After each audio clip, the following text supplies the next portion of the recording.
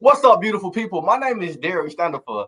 Happy Mother's Day, first of all. And today I have the high honor, the privilege, and the pleasure of interviewing Miss Janay Cook on today's episode of Solving Sundays. And me and Janay, we go back like four flats on the Cadillac. She is probably my first friend at FAMU that I made. We had a very good bond. I am your first friend. No, I'm your first friend too. Very Don't first devalue friend her. that I met at the Heights of Seven Hills here at FAMU, and it's an honor to have you on. Janay is the spokeswoman for a very prominent platform, and we're here to discuss her platform today and share her resources with y'all. So, Miss Janay Cook, how you doing? Good, ma'am. Looking good. How you living? Good. This is like I was telling you earlier. I'm so proud of the platform that you've built. I feel like every time we talk on the phone, we're going through a transition in life, and just to be here with you was just so awesome. I'm so proud of you. And it's funny that we did match. We weren't even trying. It's like the friendship is still there, and it's like okay. So Yep. I'm excited. Yeah. It's crazy. That FAMU teaches you.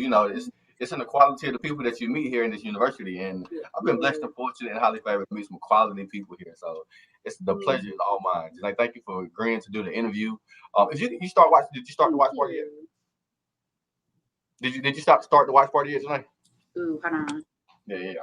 So here on Solving Sundays, what we do is juxtapose solving the Rubik's Cube to solving the twists and turns of life. So today, we'll be going through Janay and how she solved the twists and turns of her life in the platform that she is representing today. So, step one of solving the Rubik's Cube, step one of solving life is to believe. Janay, you have this belief that you can spread awareness for this movement. Can you please explain the movement that you are now spreading awareness for, good man? Yeah, so I was diagnosed with a condition called Mrkh. It stands for Mayer-Rokitansky-Kuzer-Hauser syndrome. It was named after the doctors who founded the condition. I was diagnosed at 18, so literally, I want to say 7 months before I even started college. So just to kind of give you an idea of what it is, it affects one in every 4,500 to 5,000 women. And so we're born with an underdeveloped or an absent uterus. So in my case, because you have two different types, and not trying to get too deep into it, but with my particular condition, I was born with eggs, fallopian tubes, and I was born without the uterus, cervix, and then the vaginal canal. And so, once again, I am excited to, talk about this on your platform. I do want to say verbiage is important because, a lot of times when we are diagnosed, doctors will say, you're born without a vagina.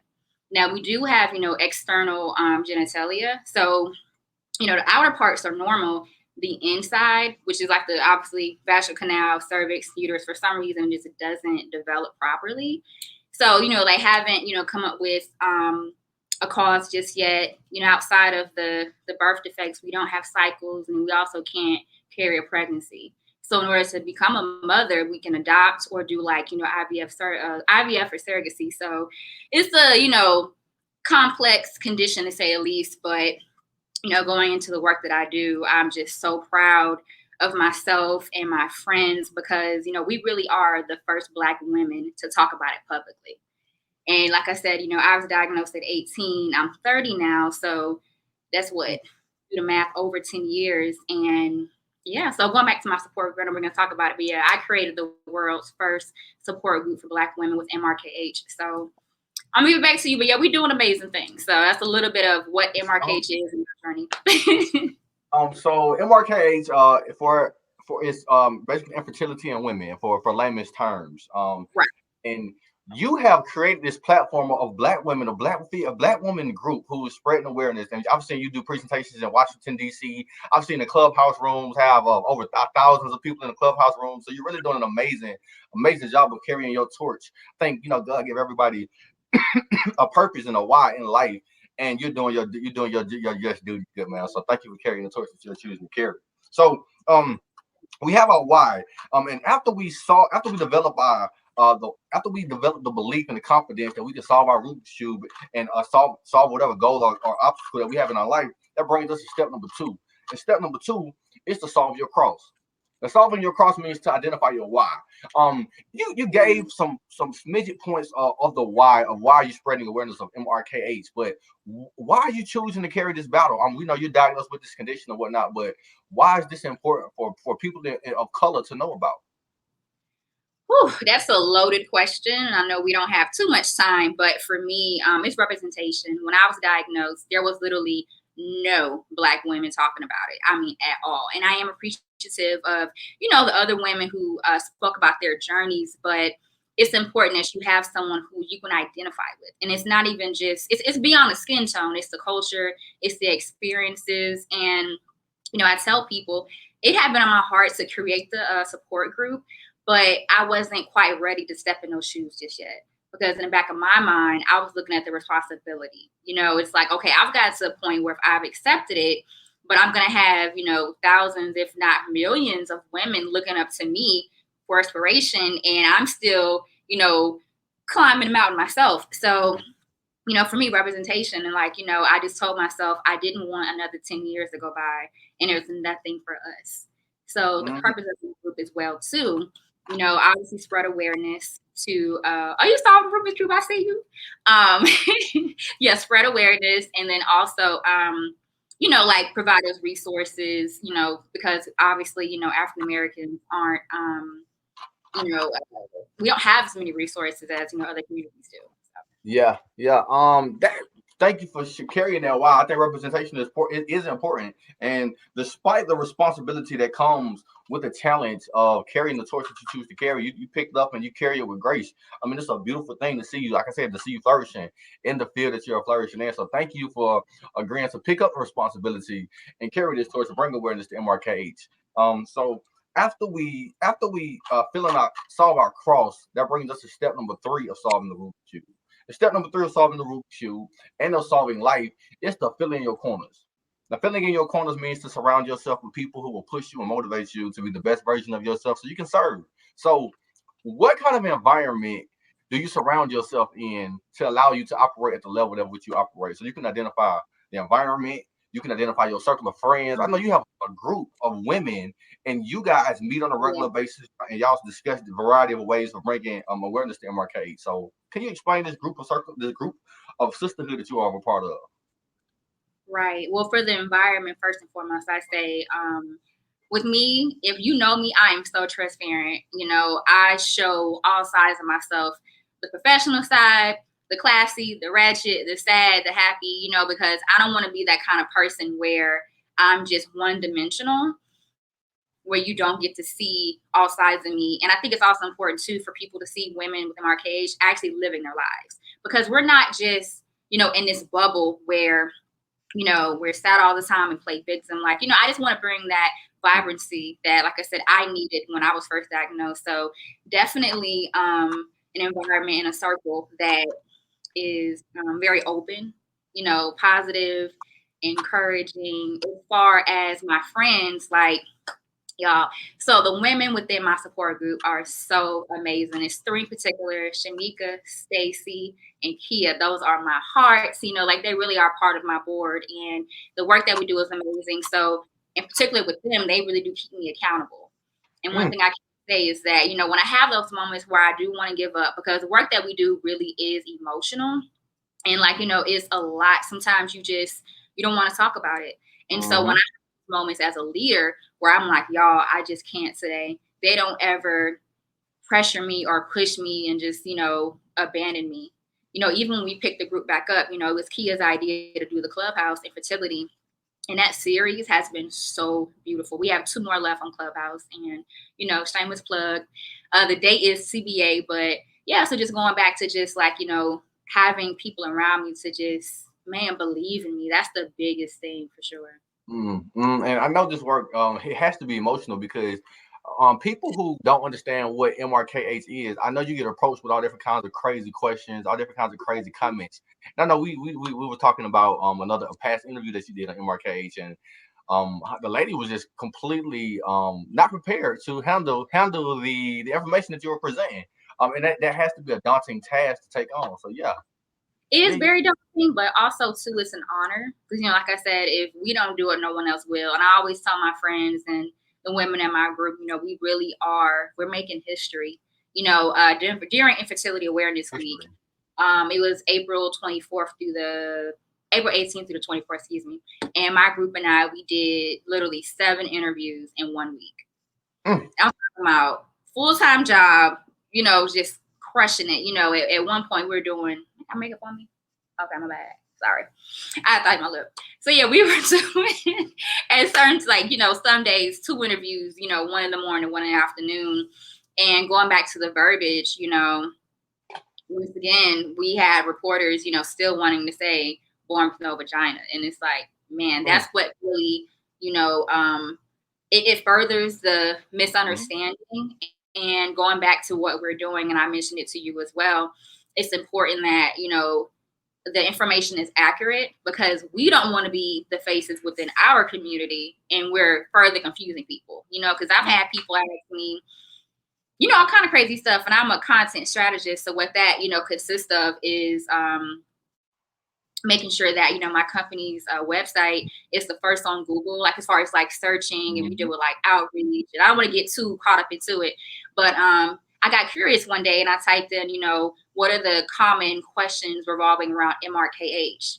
And one, question, it was like the top 7 is, how do we pee? And it's like, that's what I'm saying. Like, that's why it was crazy as hell to me. I'm just like, we pee like regular people. We got to urethra, all that. So, like I said, once again, we don't take what we do for granted, because we don't want to further confuse people. Because, like I said, when I first found out, it was heavy, because it's just like, what? So. Yeah.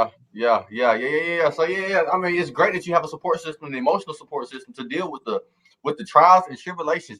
I can imagine going on Google and seeing how do you pee as a question for MRKs, and just imagining what kind of emotions that would bring you. So that's crazy. Yeah, that's crazy. Thank you for your service, Janay. Thank you for your service. Thank you. And it's an example, the testament to what people are thinking about themselves. Like, I get this, condition, and am I not normal enough to, what I'm saying? It's one of those things where you just go through so many different journeys, and not to be too long-winded, but one thing about Mrkh I can honestly say is that it's different levels. It's like, as soon as you go through your grieving stage, you go through your acceptance, you deal with your sexuality, your purpose, you deal with struggles in dating. It's so many different layers, and we really want people to know that it's more than just infertility. It's so much more. And even when you're first diagnosed, the doctor's first reaction is, how are we gonna fix you? And when I say fix you, it's the vaginal canal part. Oh, also too, so other than the surgical procedures, you could do what's called dilation. And so that's non-surgical, and it involves taking, it looks like a dildo. I'm sorry, I don't know if you got kids watching, but it's a surgical instrument that looks like a dildo, and then you press it at the opening of your vaginal canal, and then you just keep applying pressure, and eventually it'll form that vaginal canal, because the vaginal canal is essentially tissue. So yeah, like I said, it's loaded, but yeah, so going back to the doctors, like, that's like their first reaction is, how can we fix you? And so another element of my group as well, we focus on the mental health aspect. Like, sis, how are you feeling? Because, once you are diagnosed with this, and just beyond diagnosis, just being in the midst of your storm and your journey, you go through like a plethora of emotions. So just wanted to throw the mental aspect in there as well. She learned that big word from FAMU, y'all, plethora. Yeah, you heard me right.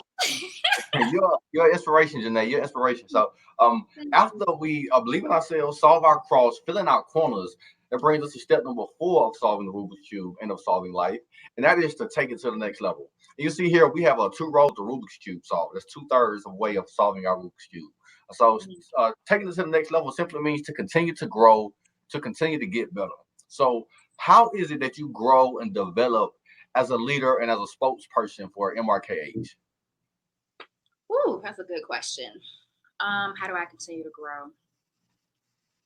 I feel like, first and foremost, being honest with myself.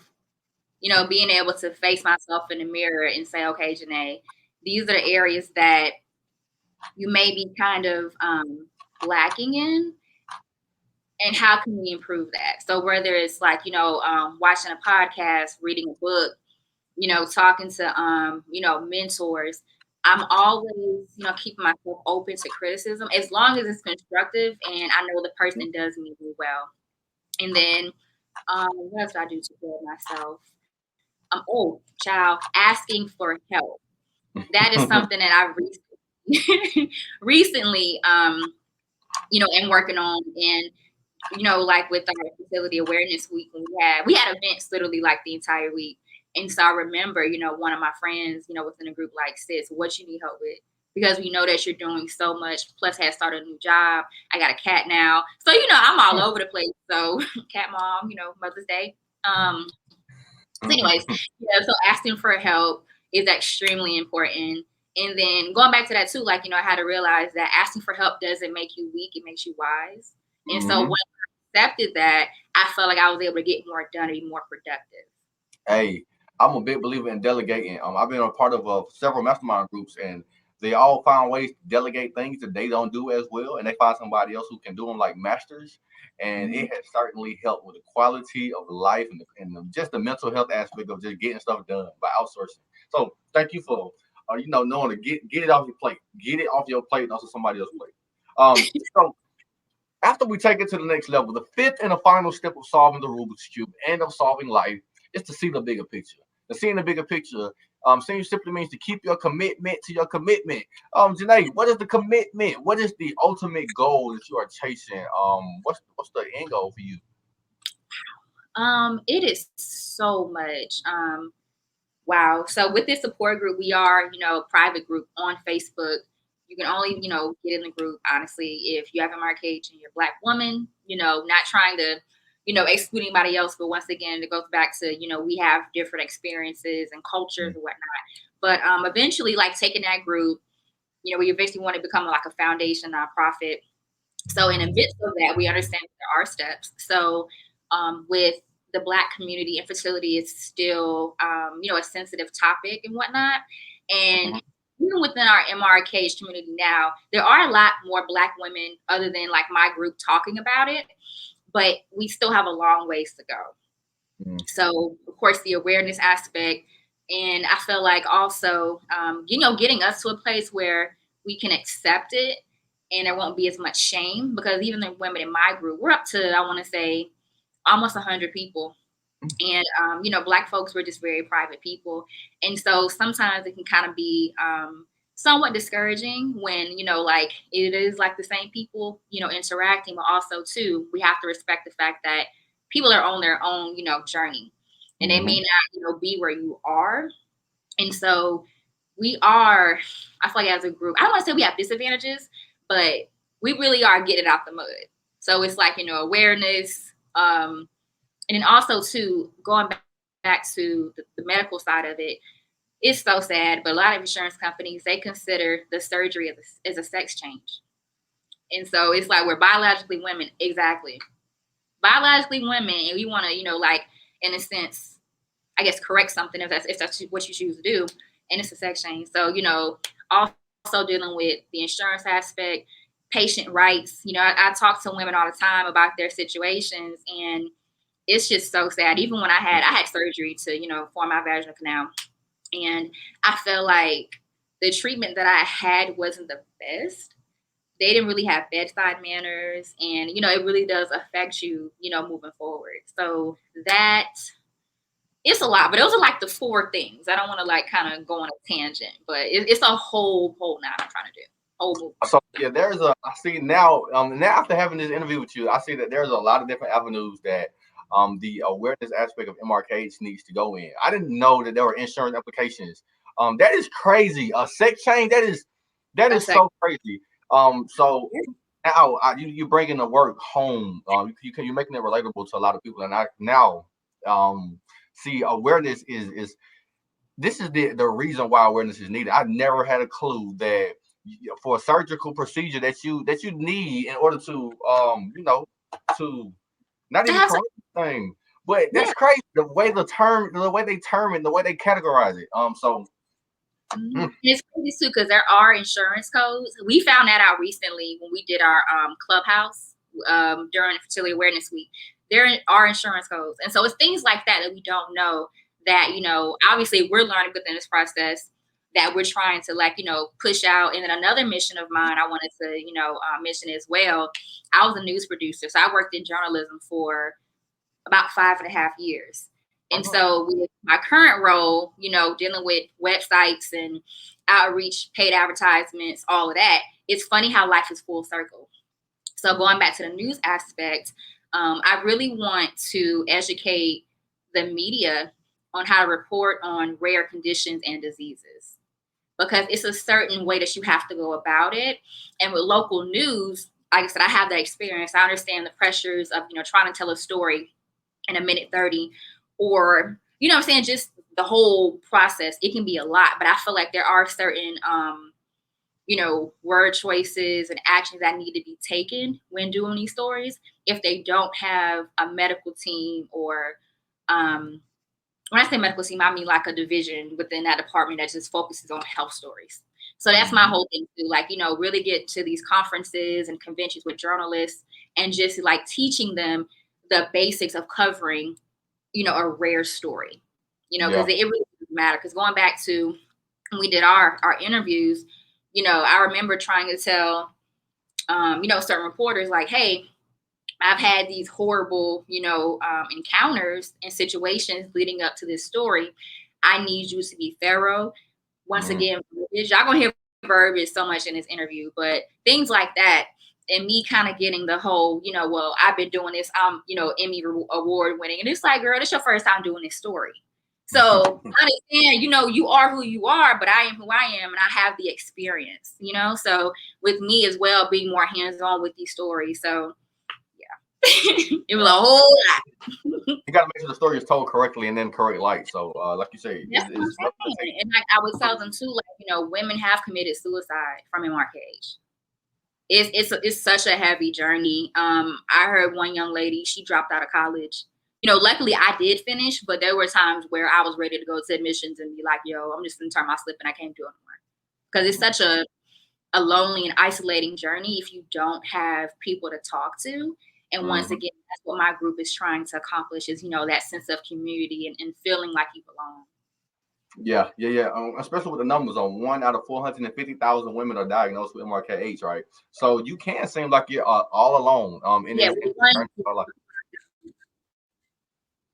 Repeat that one more time. And when you think about it too, at FAMU, oh, hold on, you kind of froze. What now? You go ahead. Oh, you have my back. But now I was saying, when you think about the numbers, it's like 1 out of 4,500 to 5,000 people. When you and I were at FAMU, I think it was like maybe 13,000. So obviously, I'm one of the people. So you're thinking it had to be me and only one other woman who had Mrkh. And think about the chances of us meeting out of thousands of people. Yeah. That's crazy. That is crazy. That is crazy. Is the young lady that you met at FAMU while you were there, is she a part of your support system now? No, I'm saying no. I didn't meet someone. I'm just saying, like, just the chances of me. I wouldn't be able to meet that person. You know what I'm saying? Maybe I said it wrong, but I'm just talking about like the math. It's me and then someone else. Of course, I didn't meet her, but I'm saying the possibility, like, how would that happen? And then kind of going back to community, with social media, that's how we meet up. I met my first women when, I said, especially with COVID now.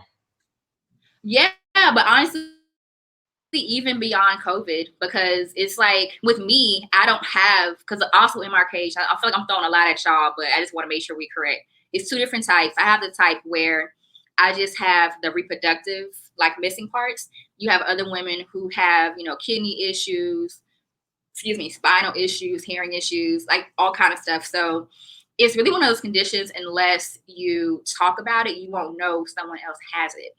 So with social media, Instagram, Facebook, it's kind of like our stomping grounds with meeting other people. Yeah. So that's why it is so important that, you do talk about it. Once you get to a point where you are comfortable, that way you can, like, connect with others and they can see they're not, by themselves. They're not alone in this.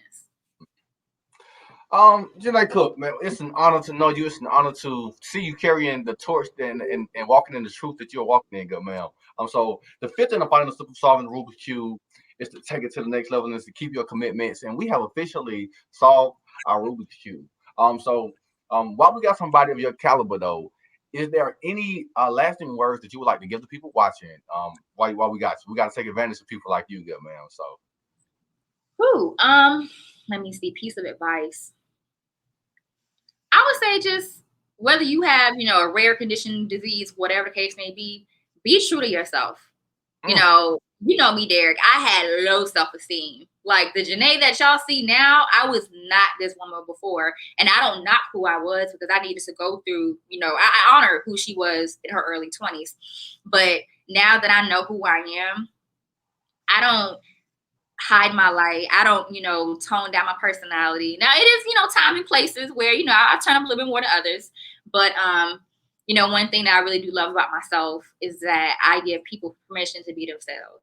So, give yourself permission to shine, forget the haters. You may have to leave some family and friends behind to get where you gotta go, but just do you. Do we have any questions at all? We actually don't. We don't have any questions right now. No. If we have any questions, we would have addressed them. I would have brought them up. But that actually concludes today's interview of Solve Sundays with Janay Cook. And ma'am, from the top of my heart to the bottom of my soul, it is a true honor to know you, and thank you for serving in the manner that you choose to serve. For those of y'all who watch, thank y'all for tuning in. We will be live every Sunday, 6 p.m. Eastern Standard Time on Solve Sundays Facebook Live. Thank y'all for tuning in. Y'all be great like the lakes. Be blessed like a sneeze. Peace and blessings, love and light. Janay, if you can stay on, I'd be greatly appreciated. Okay. All right. Thanks, guys.